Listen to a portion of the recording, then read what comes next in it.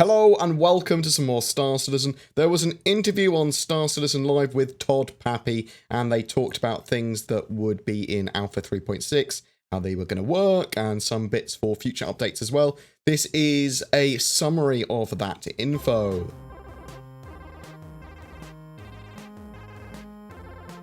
Some more details on the law system. There are overarching system-wide laws for things like killing a player, so that's a big crime effectively, but each area also has its local laws with misdemeanors and other things going on there as well, and you'll be paying things for violating landing zones and things like that. You're gonna be paying fines off for misdemeanors at kiosks at the local zones that you are in, so there'll be one on Hurston at Lawville, for example. There are some new bits for hacking with comrades and other areas as well, so there's actually quite a bit of new gameplay for 3.6. You're going to be able to hack down your crime rating still.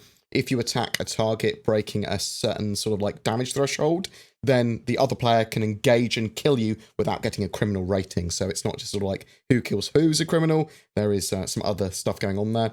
Junkyards in 3.6 will allow you to sell stolen goods and items. In the future, you will be able to sell whole ships there as well, but not for 3.6 it sounds like. There are various junkyards around Stanton. In the short term, the transactions will be dealt with via kiosks there, rather than sort of like NPCs walking about. We are still having the green armistice zones in 3.6, but they are actually now moving towards phasing them out with the law system. Grimhex is probably the first place that will likely see that change in the future. They want security, defense, and local laws to be able to deal with troublemakers around those stations. Pad ramming is deterred in the new law system with fines. In the future, they want to deal with griefing and pad ramming and that sort of stuff in much better ways, and more ways that prevent or at least really discourage people from doing it. Smaller crimes are typically going to be fines, though. Security and bounty hunters might come after you and try and kill you for larger crimes, so bear that in mind.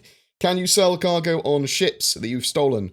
Well, you can sell stolen cargo for a ship that you own. That's 100%.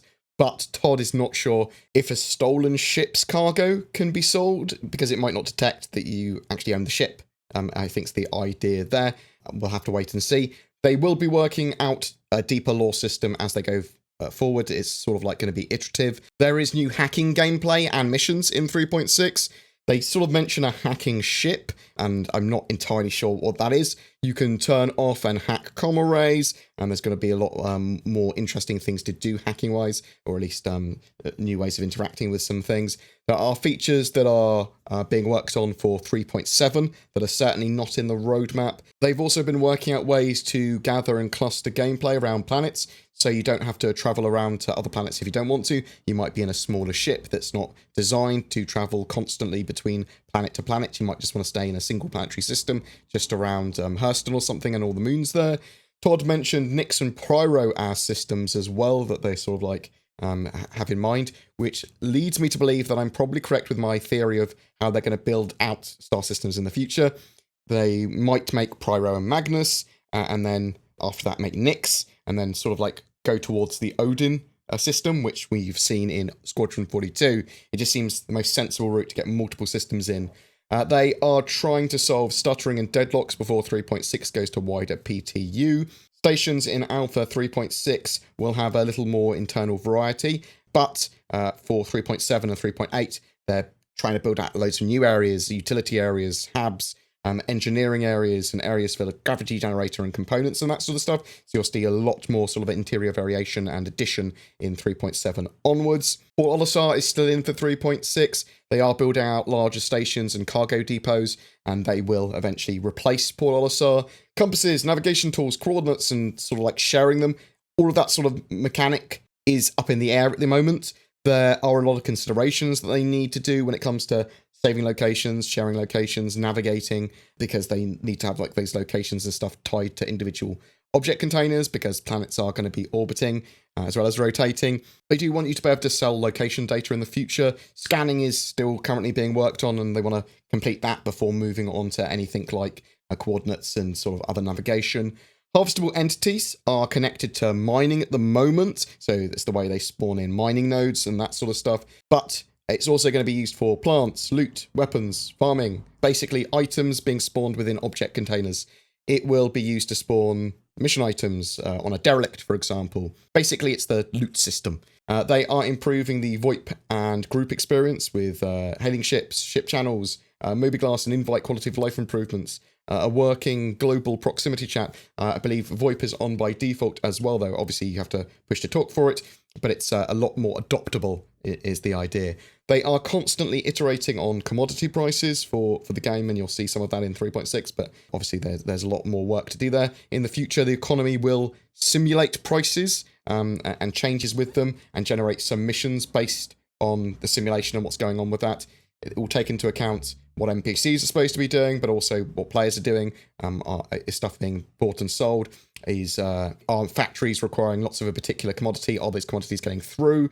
Chip prices are going to change in the future, but expect them to be iterated on even in 3.6 PTU to the live branch and beyond. In the future, the game's going to sort of value ships based on their raw component value, their materials, the weapons they've got on them, the components, as well as the time it took to build the ship and some other bits and bobs, and then sort of dynamically price it based on that. 3.6 will see optics for weapon attachments, so you'll be able to change sights and scopes on some weapons. You're going to be able to buy these in some of the shops. In the future, there's going to be 3 more types of customization, but that's not making 3.6. These are going to be barrels, underbarrels, and magazines. NPCs will respond to service beacons at some point, but not in 3.6. They've cleaned up assets and streamlined jumping and falling with smoother transitions for the animations there, so that should be a noticeable improvement. No more just wiggling your arms in a T-pose. They build style guides and info out for each manufacturer for ships and weapons and items, and then they sort of detail any given item out. They want weapons to feel unique, but they also want them to feel like they're part of a given brand, and they have these huge lists or matrices and plans for ships and weapons and lots of stuff going forward that is sort of at the moment we don't know about. Ship rentals are not for the 3.6 initial release. The system, though, will allow you to effectively buy a ship for X amount of days. And they mentioned 1, 3, or 7 days. You might be able to choose between these, but in the first iteration, it might just be you get it for 1 day or 3 days or whatever. They might just give a single fixed amount. But in the short term, they're going to act like a ship that you own. You'll be able to reclaim them until the timer runs out, basically. Eventually, the system will evolve, and you'll have to return the ships, for example, once you've finished the lease on them. Otherwise, you'll get charged or fined, or maybe it'll be a criminal offence or misdemeanor. There is behind-the-scenes work on server-side object container streaming and full persistence at the moment, but that is not going to be in 3.6. Obviously, there are other networking improvements that are in 3.6, though. The late 3.5.1 patch did have some knock-on effects for 3.6.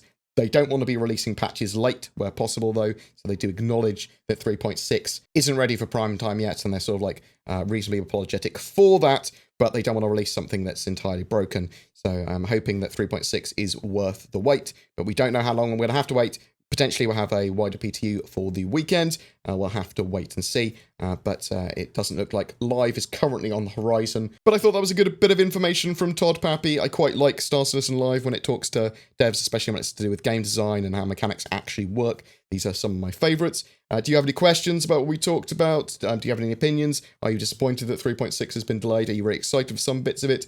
Do you not mind that 3.6 is delayed as long as they fix a load of the problems that 3.5 had? Whatever your thoughts, I'd love to hear from you in the comments below. Every month we have a ship giveaway. For June, we have an Origin 890 Jump, the massive luxury ship that is a huge sort of capital luxury ship. It's been donated by Odyssey Interstellar, a friendly industrial expansionist organization in Star Citizen that focus on mining, trading, industry, exploration, research, and infrastructure. In short, commerce is their goal. They run regular weekly events in-game now. Please check them out if you are looking for an org to join. Links down below. There are a couple of services I shield for as well that you might find useful. If you're looking for a VPN, then check out NordVPN. I use it for security, privacy, privacy and more. It has massive advantages over free VPNs. And if you use the code BoredGamer, you get up to 75% off your subscription. Boom! Also, there is Shadow Cloud Gaming. This is an alternative to having your own or upgrading your gaming rig on PC. It leverages the power of the internet and your own Shadow server that emulates a high-spec Windows 10 PC, so you can play up to 144Hz 4K anywhere with an old PC, laptop, smartphone, or even tablet. Freedom to play anywhere. The internet is good enough anyway, and it works really well with Star Citizen and all the games that I play, and is constantly updated and even improved with new hardware. Again, use the code BoredGamer for discount. Links below to all of that jazz. Thank you to all that support the channel through Patreon, the YouTube join button, donations, subscribe star, as well as anyone that just generally subscribes, likes, comments, and shares my content. Dings that bell, ding ding. If you feel so inclined, you can find links to all of that down below. A special thank you, though, to my VIP producers this month, Dalamars, Catastros, Raz, Gear Khan, General Aventador, Robert Johnson, and Andy Green, who have given well beyond the norm in support for the channel. I know a load of other people have, but I can't name them all. Thanks for watching, and I'll see you in the verse.